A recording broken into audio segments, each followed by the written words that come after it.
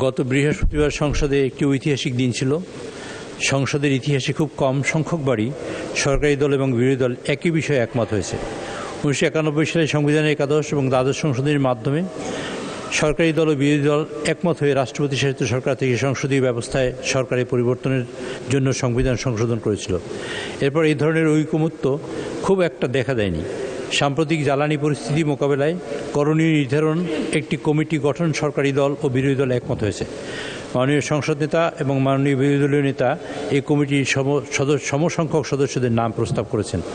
মাননীয় সংসদ নেতা যেমন বলেছেন, বাংলাদেশের মানুষের স্বার্থে সরকার যে কারোর সঙ্গে আলোচনায় বসতে প্রস্তুত, তেমনি বিরোধী দলের নেতাও এই সংসদ সকল জাতীয় সমস্যা সমাধানে কেন্দ্রবিন্দু হবে মর্মে আশাবাদ ব্যক্ত করেছেন।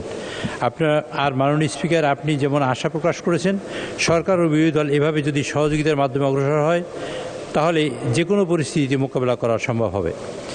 তাই আমার প্রস্তাব, মাননীয় স্পিকার, মাননীয় সংসদ নেতার অনুমতিক্রমে এবং মাননীয় বিরোধী দলীয় নেতার প্রস্তাব মতে সংসদ নেতার পক্ষে আমি মোহাম্মদ নুরুল ইসলাম 110/2 বাংলাদেশ জাতীয় সংসদের চিফ হুইপ প্রস্তাব করছি যে গণপ্রজাতন্ত্রী বাংলাদেশের সংবিধানের 76 অনুচ্ছেদ অনুযায়ী জাতীয় সংসদের কার্যপ্রণালী বিধির 266 বিধি অনুসারে সাম্প্রতিক জ্বালানি নিয়ে উদ্ভূত পরিস্থিতি মোকাবেলায় করণীয় সম্পর্কে সুপারিশ সহ সংসদে রিপোর্ট প্রদান এ নিমিত্তে নিম্নলিখিত মাননীয় সংসদ সদস্যগণের সমন্বয়ে নিম্নবর্ণিত কার্যপরিধি ও মেয়াদ সহ 10 সদস্য বিশিষ্ট ত্রয়োদশ জাতীয় সংসদের বিশেষ কমিটি গঠন করা হোক।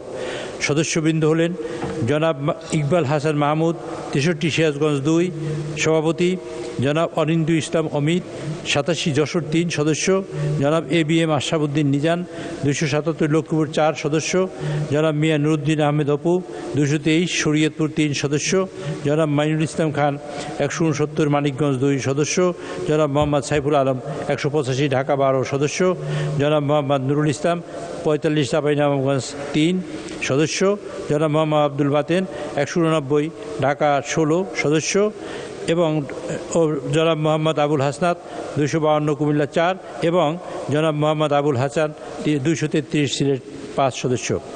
এই কমিটির পরিধি হবে সাম্প্রতিক জ্বালানি উদ্ভূত পরিস্থিতি মোকাবেলায় করণীয় সম্পর্কে সুপারিশ সহ সংসদে রিপোর্ট প্রদান করা। কমিটির মেয়াদ, কমিটি গঠনের বিজ্ঞপ্তি প্রকাশের তারিখ হতে 30 দিন। মাননীয় স্পিকার, আপনাকে ধন্যবাদ। মাননীয় সদস্যবৃন্দ, মাননীয় চিফ হুইপের উত্থাপিত প্রস্তাবের উপর সংসদের সিদ্ধান্ত প্রয়োজন।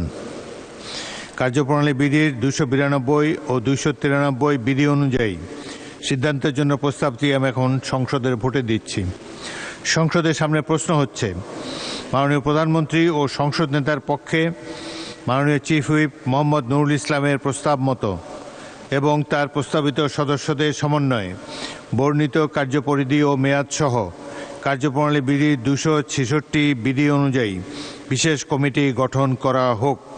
যারা এই প্রস্তাবের পক্ষে আছেন তারা হ্যাঁ বলুন, যারা এই প্রস্তাবের বিপক্ষে আছেন তারা না বলুন। আমার মনে হয় হ্যাঁ জয়যুক্ত হয়েছে, হ্যাঁ জয়যুক্ত হয়েছে, হ্যাঁ জয়যুক্ত হয়েছে।